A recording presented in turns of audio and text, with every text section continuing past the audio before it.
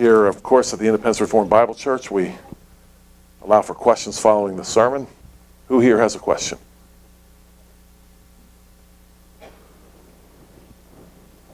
The two feasts that you're talking about here, in your interpretation, when do they happen? What are they? The question is when?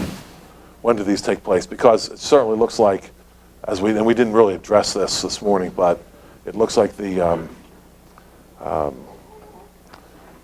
you have the specific historical, I would say, beast and false prophet being cast into the lake of fire. So when does this happen? I actually believe that this is a picture. I think Psalm 110 is connected to us here, the picture of Christ warring against his enemies. So I believe the beginning of this war is actually happening around 70 AD, but I don't think we've seen the end of it yet. So I think this is an ongoing battle. Is it the same thing with the feast, or is the feast happen at the end? I think the feast happens actually at the end. That's a picture of a total victory which has not yet happened. So I think the end is the feast, and the means is the war that we see Christ judging and making war. Especially Psalm 110, which is, as we've mentioned before, the most quoted. So, interestingly enough, Psalm 110 and Psalm 2, which both are very, very closely connected with this, the rod and making the war, the two most quoted passages in the New Testament, or reference, if you will. Those two, Psalm 110 and Psalm 110. To me, they both show an ongoing battle, not a once and done type thing, but something that's going on. So that's how I understand that. Yes, Jeremiah. I just wanted to share an encouragement to everybody. We just got back last night from the Christian Worldview Film Festival down in Tennessee. Okay. Last week. Okay, I want to hear about this. Well, it was just hearing this passage. We were hanging out for a week with a group of people who are engaging the enemy through Christian film, and people that looking at this point 3 recognize that Christ is on the throne; he's reigning, and they're engaging the culture through film. So just encouraged to be there and then reading this. Thank you. That is thrilling. I'd like to talk about that a little bit, but perhaps I should not. Art is such a powerful thing. And some of you know that I'm an art hater due to jealousy. I am so jealous of artists. I am. I am. Has anybody here ever read Paul Johnson's book, Intellectuals? Paul Johnson in that book argues that the most powerful people in a society are not the politicians, not even the pastors. May or may not be the case. He argues the most powerful people are the people that are involved in performing arts. He argues those are the people who really steer the culture. And I believe there's something to that. I won't get off on this. I could. But the fact of the matter is, it used to be books. But I can go to Dubuque, Iowa tomorrow, or someplace down in Arkansas, or, not to pick on the South, Helena, Montana. I got the North there. Bangor, Maine. See, I'm diverse. And you know what? What would I have in common with those folks? Very little, but you know what? It wouldn't take 2 minutes till I could be talking about movies that we both have seen. And we're very conversant. Movies are what's keeping our culture together so far as our culture is even together. It's movies. It's the common thing that people talk about. And so this is a super important battle. This battle in the performing arts. Yes? Well, I would add music too. Current music, but also... Except that I don't listen to current music. Oh. And so I have no idea. Okay. Yeah, that's true. But most people do, I get it. They can talk about artists and so forth. What would you say to someone, or would you even engage them if they were like, well, I am happy. I am happy. I'm very happy. I have a happy marriage and without Christ. Right. Like, would you even bother or? No, I would engage that discussion. Yeah. I would definitely engage that discussion. And I would want to say, first of all, let's talk about what happy is. You know, there are some people that are not happy. You know, Proverbs says, they sleep not unless they have done mischief. So I would say, is what you're doing that makes you happy, is it consistent with your neighbor being happy, for example? What is it that makes you happy? And is what you're doing make someone else miserable and unhappy? And why? Is it possible someone else doing the same thing that you're doing makes them miserable? You're happy in your marriage. Somebody else is miserable in their marriage. Why? What is it? That's how I would want to engage them. A lot more to be said about that. I mean, I'm always intrigued whenever I'm at a abortion clinic and the escorts out there are out there working, but they don't. One thing they never look like. If you ever been to a clinic, you're going to know exactly what I'm talking about. What are you supposed to do when you go into Chick-fil-A or you go retail shopping or whatever, and maybe it's a little fake, but what is it that the people working in these people are supposed to be doing when you walk in? They're supposed to be what? They're supposed to be smiling, right? You ever been to an abortion clinic? See the escorts? They're miserable people. They are not smiling. They are not happy to see anyone. They would argue maybe that they're happy. Maybe they would out there doing that work. But I would engage that conversation. What makes you happy? Killing children? I mean, you have to talk to them that way. Because the Bible's really clear, I believe, teaches us that we will never exercise true happiness until we recognize the authority of Christ. Not really. I think I had a question over here and then back to you, Wes. Yeah. Dave? Yes, Dave. So the difference between joy and happiness then, since you're on that, I mean, there's something like having joy and being joyful, but not exactly feeling happy. Right, yeah. So is there, if you're gonna talk about happiness, then is it really about our happiness, or is it more about joyfulness? There is a lot of discussion that goes on between the distinction between happiness and joy. I mean, I've heard that pretty much all my life, that they're not the same. For example, be joyful, different animal from being happy, and so forth. And that as I understand that, the way that discussion goes is, the fruit of the Spirit is love, joy, peace, not love, happiness, peace, if you will. So I thought, and I actually thought about this when I was preparing the sermon, and I've never actually been able to make a complete distinction between the two, happiness and joy and so forth. Certainly, they count it all joy when you fall into various temptations, right? It doesn't say count it all happiness. It doesn't feel that way. I believe that happiness is a subset of being joyful, if you will. You and I can always be joyful. We won't always necessarily be happy.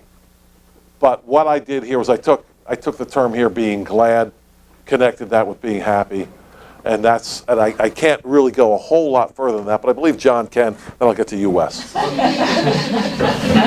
think we sang about it this morning, satisfaction. Whether or not there's a satisfaction in your happiness, your joy, your gladness, the satisfaction comes from being saved and being in Christ Jesus. And so if you're not satisfied, you might have a temporary happiness. You might have a temporary joy. Oh, he scored, yay! But it's not satisfaction. We sang about it this morning. Yeah. I want to address that a little bit. Thanks, John. This will be kind of hard to explain, but maybe it won't be. One of the aspects of true happiness, I believe, is that it cannot, if it's true happiness, true joy, if you will, it cannot subtract from the joy or the happiness of someone else. In other words, it can't be truly happiness or true joy if it by definition subtracts from someone else's. Now, what am I talking about here this morning? Can anybody guess what I'm talking about? A national obsession? You probably guessed you don't want to say. Sports. Right? We're thrilled when our team wins, right? What happened to the other guy's team? They lost, right? Your happiness is at the expense of someone else's. Now, depending on which team it is, I have no problem with that whatsoever. Boston, and let's see. Boston. Boston, yeah. Dallas, and Boston again. I'm kidding a little bit. But that cannot be true happiness and true joy. It can't be. That type of a thing. The satisfaction of knowing that we're in Christ is wonderful because, and then we want to get as many other people to that satisfaction as well. There's no expense here to anyone. It's all good. It's our satisfaction in Christ does nothing to destroy the happiness of anyone else. Yes, Wes? Just kind of getting back to what Dan was saying, like, I believe it depends on who you're talking to. If you're talking to somebody that, let's say it's a coworker, and we know their lifestyle, we know that they're a pagan, and we know that their Christ is not involved in their life, and if they say to you, well, I am happy, we're giving them ground by just even letting them believe that they know what happiness is. Does that make sense? Like, they don't even know what happiness is. Right. So how can they say they're even happy? Right. You know what I mean? So it depends on, you know, who's saying, well, I am happy. But we have to start with them not even understanding what happiness is. Right, and we have to define our terms, and I don't think it's that hard to do. Like I was saying this morning, does your happiness, you know, come on, if you ever heard of country music, it's not just country music anymore. What is the most exciting thing to do in country music? Come on. Cheat. Right? Dance, maybe. Yeah. All right. Can you even listen to, and I'm a country music fan somewhat. I think the best writers are in country music, if you will. I think they're extremely good writers. But can you really seriously listen to a country music song without hearing about cheating? I mean, on the radio? Turn on WIOV. See how long it takes to hear about cheating, right? Well, if cheating is so miserable, then why are so many people doing it? So let's talk about that for a minute. That cheating is called cheating because by definition, think of the word cheating, right? You're taking something away from something that belongs to someone else, right? So from the very beginning, this type of cheating is going to make somebody else miserable, right? We know that. So that has to be part of our discussion. But let me ask you a question. What does the Bible say? Let me ask this. Does the Bible deny that there's pleasure in sin? Does the Bible deny that? It actually says the exact opposite, right? It says there is pleasure in sin, but there's quite a qualifier, right? Who said it? Somebody said it. For a short, yeah, exactly, for a short time. Yeah. So when we talk about happiness, we talk about joy, this is where our Christian view of the future comes in for sure. Okay? So you're having a great time cheating. How long is that going to go on for? That our happiness and joy in Christ goes on and on and on, and here, for eternity. How long is your happiness going for? It's a fair question. Yes? Kind of veering in a different direction. The very end, you said, you're talking about that faithfulness will be rewarded. And you said Christ is watching and he's keeping score. And I think that I need a little explanation of that scorekeeping because it sounds almost like, okay, is that weighing my good work deeds against my bad deeds, or my good deeds against somebody else's good deeds, or? Yeah, I think first of all we have to not worry about somebody else's good deeds. Who cares? Hopefully they'll perform many more good deeds than I will, or whatever. When I say keeping score, I actually thought of when I was thinking about that, being said that whoever gives a cup of cold water will not lose his reward. So maybe, it's true, keeping score is like, it always is judges against someone else. Maybe keeping a tally is perhaps a better way to say that.